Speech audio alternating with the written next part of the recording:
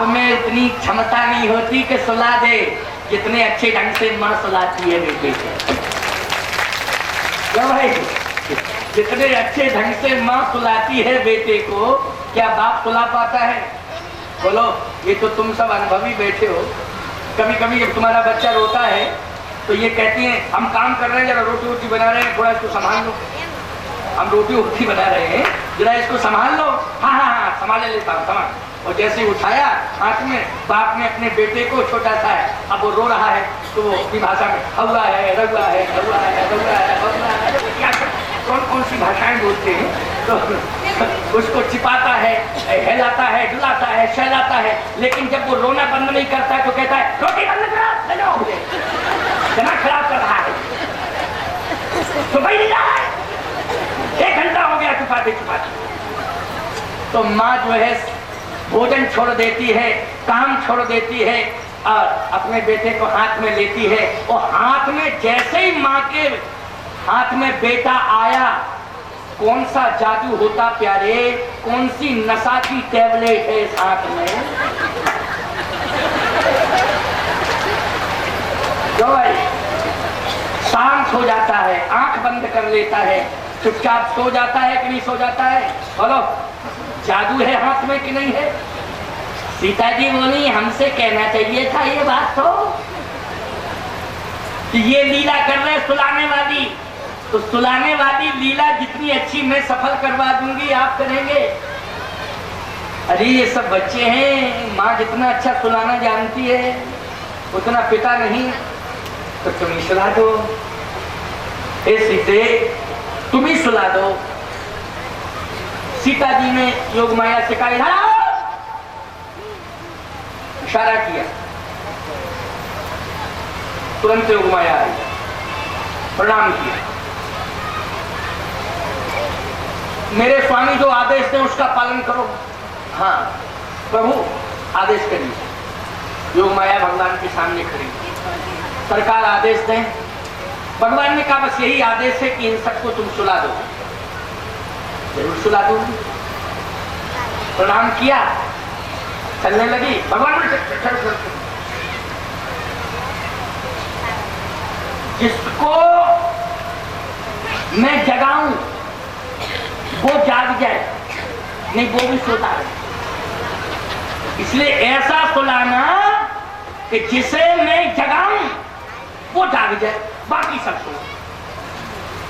योग माया ने चरण पकड़ लिए भगवान के, कहा सरकार उपहास मत करो, आप जिसको जगाना चाहें वो ना जागे। अरे मैं तो आपकी आज्ञा का पालन करने के लिए आई हूं, आखिर आपकी ही कृपा से ही करने जा रही हूं। मैं सुला दूंगी और आप जगाने की बात करते हैं। अरे 1 दिन नहीं, 2 दिन का सोया नहीं, 10-20 दिन का सोया नहीं, 10-20 साल का सोया नहीं, जो जन्म जन्मांतरों से सो रहा है, आपकी अगर कृपा दृष्टि हो जाएगी वो अवश्य ही जाग जाएगा।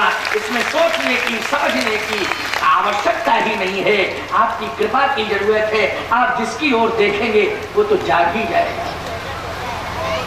भगवान ने कहा ठीक। योग माया गई, जैसे योग माया गई, योग माया ने एक राउंड दिया, लौट करके वापस आ गई।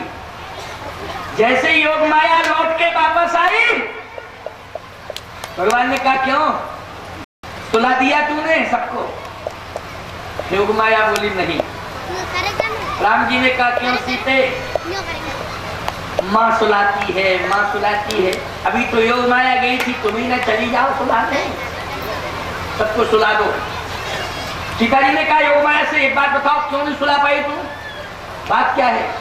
तो रोने लगी। रो क्यों रही है? क्यों रो रही है? क्या बात है, क्यों नहीं सुला पाई? जब मेरे स्वामी ने आदेश दिया था तुमने पालन क्यों नहीं किया?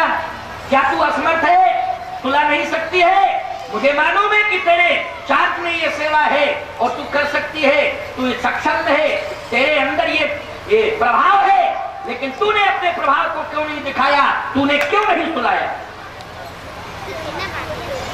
भगवान को प्रणाम करती है, किशोरी जी को प्रणाम करती है और कहती है हम सुला तो देती, लेकिन ये कंफर्म नहीं हो पाया कि हमेशा के लिए सुलाना है कि क्यों भाई? भगवान बोले ये बात तूने ठीक पूछी, हमेशा को नहीं सुनाना है, 3 घंटे के लिए ये सब सो जाए, 3 घंटे के लिए, मात्र 3 घंटे। फिर क्या होगा कि 3 घंटे के बाद ये जागेंगे तो हम बहुत लंबी यात्रा तय करेंगे।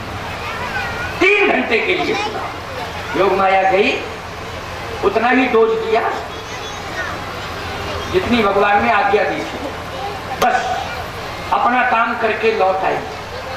अब जगाने का काम भगवान का है। जैसे ही भगवान ने देखा, निरीक्षण किया, सब सो रहे थे। भगवान ने कहा सीते लीला सफल हो गई, सब सो गए, सब सो गए। अब क्या है प्रोग्राम? प्रोग्राम ये है कि अब यहां से चले चले। अच्छा, देखा इसकी ओर, सुमंत की ओर। जैसे ही दृष्टिपात किया तो सुमंत हाथ जोड़ करके खड़ा हो गया, प्रभु प्रभु। भगवान ने कहा खोज मार रथ आको ताता, आम उपाय बने नहीं बात। सुमंत रथ को आगे बढ़ाओ और ऐसा रथ चलाना कि घोड़े चले और आवाज न करें, ऐसा चलाना। कहे प्रभु घोड़े तो वही है जो चलने में आवाज करें, वे किस काम के घोड़े क्यों जो चले वो आवाज न करें। भगवान ने कहा नहीं आवाज होगी तो सब जाग जाएंगे। बोले प्रभु ये तो आप ही कर सकते हो कि घोड़े चले भी और आवाज भी न करें, ये सामर्थ्य तो आप में ही है। अच्छा पहले रथ को चलाओ। जैसे रथ चलने वाला है तब तक लक्ष्मण जी चीखने लगे, क्योंकि भगवान के चरण में लक्ष्मण जी का जो तकिया है ना, तकिया वो है भगवान का चरण। क्या है? भगवान का चरण। और देखो एक बात आपको बता, तमसा नदी के तट के बाद कछुक दूर सज बाण सरा, लेकिन तमसा नदी के तट तक जब से लक्ष्मण जी का जन्म हुआ, अवधपुर से लेके जनकपुर, जनकपुर से लेके अवधपुर, अवधपुर से लेके तमसा नदी के तट तक, यदि लक्ष्मण भले ही सोए नहीं तमसा नदी के तट पर, लेकिन पौढ़े पौढ़े जनकपुर में भी पौढ़े उर्धर पदजल जाता। तो पौढ़ना मानी क्या होता? सोना नहीं होता है, पौढ़ना मानी लेटना। अच्छा जब लेटते हैं तो कहाँ लेटते हैं? अपना सिर भगवान के चरण में रखते हैं। अपना सिर कहाँ रखते हैं? भगवान के चरण में, बस सो जाते हैं। बारही हित पति जानी, लक्ष्मण राम चरण रति मानी। राम चरण रति, इसलिए जैसे राम जी ने पैर हटाया लक्ष्मण जी तुरंत चिल्लाना शुरू किया, भैया भैया भैया भैया। चुप, क्या बात है, इतना क्यों चिल्ला रहे? इसलिए कि आप कहाँ जा रहे हैं? राम जी बोले जहां जा रहे हैं चुपचाप चलो, जहां जा रहे हैं चुपचाप चलो। लक्ष्मण जी बोले अच्छा अच्छा ठीक है, तो इन सबको जगा दे जल्दी। राम जी बोले किसको जगा दे? लक्ष्मण जी बोले ये सब सो रहे हैं। भगवान बोले बड़ी मुश्किल में तो सुना पाएंगे, और तुम जगाने की बात कर रहे हो। अरे छोड़ो, आगे बढ़ो, इन सबको सोने दो। लक्ष्मण जी बोले या जब जागेंगे तो क्या विडंबना बीतेगी इनके ऊपर, क्या सोचेंगे? राम जी बोलेगी क्या सोचेंगे? जब हम मना रहे, इनको बार बार समझा रहे थे अयोध्या में रहो, अयोध्या में रहो, तब मान नहीं रहे थे, जबरदस्ती करके यहाँ तक चले आए, हमारी सारी लीला फेल हो रही है। लक्ष्मण जी ने कहा भैया इनकी गलती क्या है जो आपने छू रहे? राम जी बोले यही व्याख्या करें, गलती समझ में नहीं आ रही है, ये सब सो रहे हैं। लक्ष्मण जी बोले सोने वालों को आप छोड़ देते हैं? राम जी बोले बिल्कुल। लक्ष्मण जी बोले वैसे तो मैंने अयोध्या में प्रतिज्ञा की थी कि 14 वर्ष तक कभी सोऊंगा नहीं, लेकिन आज प्रतिज्ञा करता हूं कि 14 वर्ष तक सोने की बात छोड़ो, मैं पढ़ूंगा ही नहीं। कठुक दूर सजबान सरासन, जाने में लगे बैठ वीरासन। 14 साल बैठ बैठ करके बिताऊंगा, बैठ बैठ के, पढ़ूंगा भी नहीं। और तमसा नदी के बाद लक्ष्मण पौढ़े नहीं, वीरासन पर बैठे रहे। बोलो बैठे रहे कि नहीं? और दूर बैठते थे वीरासन पर। कछुक दूर सजबान सरासन, जागने लगे बैठ वीरासन।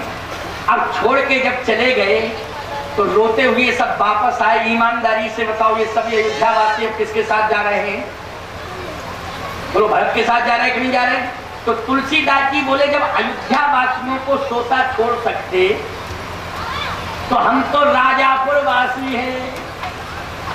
तो है और कलि का प्रभाव, इसलिए अब हम भरत के साथ जाएंगे और सोते हुए भी जाएंगे और राम जी भी मिल जाएंगे, इसलिए अब तो हम सब भरत के साथ जाएंगे।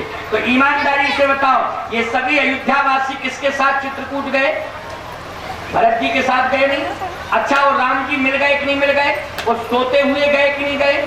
आपको मालूम श्रृंगवेरपुर में भरद्वाज जी के आश्रम में सब सो रहे थे, भरत जी जाग रहे थे कि नहीं जाग रहे थे? बोलो हैं, जाग रहे थे कि नहीं? क्यों जाग रहे थे? अब जरा सुन लो, एक बात सुना करके वाणी को विश्राम दे दूंगा। क्यों जाग रहे थे? भरद्वाज जी ने जब भरत जी के सामने वैभव रखा, बस एक सूत्रात्मक चर्चा और सुनो, तो ये मूल चर्चा है, इसके बाद वाणी को विश्राम। अभी हमारी घड़ी में 5 मिनट शेष है, 5:30 बजने में, 5:35 भी हो सकता है, 10 मिनट भी हो सकते हैं, 60 मिनट भी हो सकते हैं, लेकिन चिंता मत करना। हाँ, क्योंकि वो तो बजाना ही है हमको इतने, नहीं तो तुम लोग ये कहोगे कि महाराज जी आज कम बोले, तो यही कहोगे और क्या कहोगे? कोई दिक्कत की बात नहीं, चिंता मत करो। सुनो बहुत बढ़िया बात, सब सो रहे थे, भरत जी जाग रहे थे। और आप चैलेंज कर सकता हूं मैं कि अयोध्या से लेकर के चित्रकूट तक कई स्थानों में सुलाया गया अयोध्या वासियों को, लेकिन भरत जी ने ही जगाया सबको कि नहीं? और जगा करके अपने साथ ले जा रहे हैं कि नहीं ले जा रहे हैं? बोलो। तुलसीदास जी कहते हैं ऐसा संत ही होता है कृपालु। भगवान तो सोते हुए को छोड़ के चला जाता है, लेकिन संत सोते हुए को जगा करके भगवान से मिला देता है। ये संत का काम है। इसलिए भरत जी जैसा महान संत आज हमें प्राप्त हुआ है, इसलिए स्वर्णिम अवसर अब ये तुलसी नहीं खोएगा, इसलिए तुलसी भी चलेगा। तो किसके साथ चलेगा? संत भरत के साथ चलेगा। और आपको मालूम होना चाहिए कि भरद्वाज जी ने तो इतनी बड़ी परीक्षा ली भरत की कि भरद्वाज जी ने, देखो भ्रमर तो सो भी जाता है, क्यों? भ्रमर सो जाता है कि नहीं रात्रि में, और सोने का क्रम ही है रात्रि। लेकिन संसार में बहुत लोग रात्रि में जग भी जाते हैं, लेकिन प्यारे एक बात मैं कहना चाहता हूं, रात्रि का नैसर्गिक वियोग जो चकवा चकवी का है, ऐसा नैसर्गिक वियोग इसके अलावा और किसी का है? बोलो। लेकिन देखें आप, भरद्वाज जी ने अपने अपने आश्रम की संपत्ति, सारा वैभव अयोध्या से कम नहीं बनाया। वो तत्काल में रिद्धियों सिद्धियों को बुला करके वैभव तैयार किया गया था कि भरत जी के सामने अयोध्या का जो वैभव है वो भी फीका पड़ जाए, ऐसा वैभव तैयार करो और उनकी सेवा में, उनके स्वागत में समर्पित कर दो। सारा का सारा वैभव बन के तैयार हो गया। अब आप जानते हो चकवा चकवी एक ऐसे हैं कि दिन भर साथ रहते हैं, लेकिन बात है कि नहीं कि रात्रि हुई और विपरीत हो गए। भरद्वाज जी ने कहा कि जब हम चकवा चकवी को पिंजरे में बंद कर देंगे तब कहां से विपरीत होंगे, और देखें कहां तक विपरीत रहते। तो आश्रम रूपी पिंजरा में भरद्वाज जी ने संपत्ति रूपी चकवी और भरत रूपी चकवा को बंद कर दिया। बोलो बंद कर दिया कि नहीं? आज भरद्वाज जी ने कहा आज मैं भी सोऊंगा नहीं, देखूंगा कि कैसा चकवा चकवी का नैसर्गिक वियोग होता है, कैसे नहीं मिलन होगा, कैसे वियोग होगा, ये आज मैं देखूंगा। और ईमानदारी से बताओ, रात भर भरद्वाज जी देखते रहे, लेकिन भरत जी ने भरद्वाज जी के आश्रम की संपत्ति की ओर एक नजर भर के भी नहीं देखा है। सारी रात रहे और राम राम राम राम राम राम स्मरण करते रहे और सिर झुकाए रहे, पृथ्वी का दर्शन करते रहे, राम के नाम का स्मरण करते रहे। रात्रि व्यतीत हो गई। प्यारे भरद्वाज जी को आश्चर्य हुआ। कई मिश्रा के पिंजरा जागे भा हिंसार, और जब जगे तब क्या हुआ? बोले प्रात काल अब क्या है, चली हो प्रभु पाही, एक मन माही। एक सज्जन बोले महाराज जी ये चकवा चकवी, अच्छा तुम्हारे यहाँ चकवा चकवी होते हैं, देखा होगा तुमने। एक तो चकवा का हमने स्वरूप देखा है, छोटी सी चोंच होती है, जो काट खोलने वाला होता है उसकी बड़ी चोंच होती है, उसको क्या बोलते हैं, चिटकोला चटकोला कुछ ऐसा बोलते हैं। लेकिन रूप का वही होता है चकवा, लेकिन चोंच उसकी बिल्कुल छोटी होती है, और ये काट खोलने वाले की चोंच बड़ी होती है। हमने ये डिफरेंस देखा है। अब तुम लोगों ने, पुराने लोगों ने देखा होगा, ये बच्चे तो नहीं समझ पाएंगे इस बात को, लेकिन मैंने देखा है उसकी चोंच बिल्कुल छोटी होती है, परंतु नैसर्गिक वियोग होता है। प्यारे सरोवर के किनारे, नदी के किनारे जब पहुंचते हैं वहीं ज्यादातर उनका निवास रहता है, लेकिन सूर्य अस्त होता है तो विपरीत हो जाती है। एक बार एक हिरणी और हिरण, हिरणी और हिरण दोनों ही नदी के किनारे पानी पीने के लिए पहुंच गए। एक कहावत है, और ये हमारे यहाँ कभी कभी पुराणों के माध्यम से व्याख्यान में समझाया भी जाता है, चेतावनी के रूप में समाज को। तो नदी के किनारे हिरण और हिरणी दोनों पानी पीने के लिए पहुंच गए। संयोग की बात यह थी कि उसी समय चकवा चकवी उसी स्थान पर थे। वो जैसे थे तो हिरणी पानी पी रही थी, हिरण पानी पी रहा था, और हिरणी ने जैसे ही चकवी को देखा तो हिरणी कहती है सुन इधर। तो चकवी पहुंच गई तो हिरणी कहती है तू अभागिनी है, अभागिनी, और देखो मुझसे बड़ा सौभाग्यशाली कौन होगा सौभाग्यशाली। तो चकवी बोली हम समझ नहीं पा रहे आपकी बात को। तो हिरणी बोली ये हमारा हिरण है, हम इसके बिना एक मिनट नहीं रह सकती है। पानी पीने भी आई तो साथ, रात भी बिताएंगे साथ, दिन भी रहते हैं साथ, 24 घंटे साथ रहते, एक पल अगर कहीं बिछुड़ जाए हम, तो हिरणी बोली हम जिंदा नहीं रह सकते, प्राण छोड़ देंगे। लेकिन तेरी कई खानदान पीढ़ियों से पीढ़ियां, पीढ़ी दर पीढ़ी यही परंपरा अपनाती आ रही है कि सूर्य अस्त तो तुम सब 36 का आंकड़ो। अरे सौभाग्यशाली हम है, दुनिया में सबसे बड़ा अभागिनी तुम। वो तो पानी पी के चली गई। आज चकवी रो रही है चकवा से। चकवी चकवा से रोते हुए कहती है स्वामी मेरी बात सुनो। चकवा बोलो क्या, बोलो बोलो बोलो। चकवी कहती है आपका वियोग आज रात्रि का हम बर्दाश्त नहीं कर पाएंगी, और कहीं अगर वियोग होता है तो आज प्राण छोड़ेंगी। चकवा बोला किसने तेरे कान भर दिए, जरा बता तो दे तू क्या बात है। बात क्या है? रोज वियोग बर्दाश्त करती थी, परंपरा से वियोग चला आ रहा है रात्रि का, लेकिन आज कारण क्या है कि तू मरने को तैयार हो गई। चकवी कहती है या तो स्थान बदलो, नहीं तो प्राण जाएंगे। क्यों? इसलिए कि सूर्य अस्त हो रहा है। फिर क्या होगा?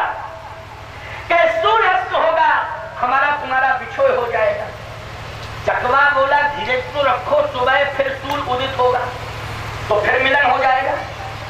अस्त होगा तो फिर उदय भी तो होगा, उदय में फिर मिलन होगा। चिंता क्यों करती हो? अभी तक यही परंपरा बाप की, बाप के बाप की, बाप के बाप के बाप के बाप की, सबकी यही परंपरा चली आ रही है, कोई परंपरा नई नहीं है। तो रोते हुए चकवी कहती है साज भयो दिल अस्त भो, चकवी दीनी रोए, चलो पियावा देश में जहां रैन न हो। आज मेरी प्रार्थना है उस देश में चलो जहां रात्रि ना होती हो। बस हमारी यही प्रार्थना है, हमारी यही प्रार्थना स्वीकार करो, हम आपका वियोग बर्दाश्त नहीं कर पाएंगी। चकवा कहता है ऐसी कोई जगह है जहां रात्रि ना होती हो? बोलो सृष्टि में बताइए आप। भले ही समय का अंतर रहता है कि भारत में रात्रि कभी किसी समय होती है, अमेरिका में रात्रि कभी किसी समय होती है, लेकिन रात्रि तो होती है। भले ही टाइम का अंतर होता हो, लेकिन रात्रि तो होती ही है। इसलिए कोई ऐसी जगह नहीं है भूमंडल में जहां रात्रि ना होती हो। तुम इतना मत रो, इतना मत रो। चकवी धीरज खो रही थी तो चकवा समझाने लगा, सुन, हमारे लिए रात्रि दुखद है, लेकिन हमारे लिए दिन सुखद है। रात्रि के बाद दिन मिलेगा कि नहीं मिलेगा? हम अभागी नहीं हैं। अरे हमें तो दिन मिलता है और दिन में हमारा तुम्हारा मिलन होता है, बिछोए रात्रि में होता है।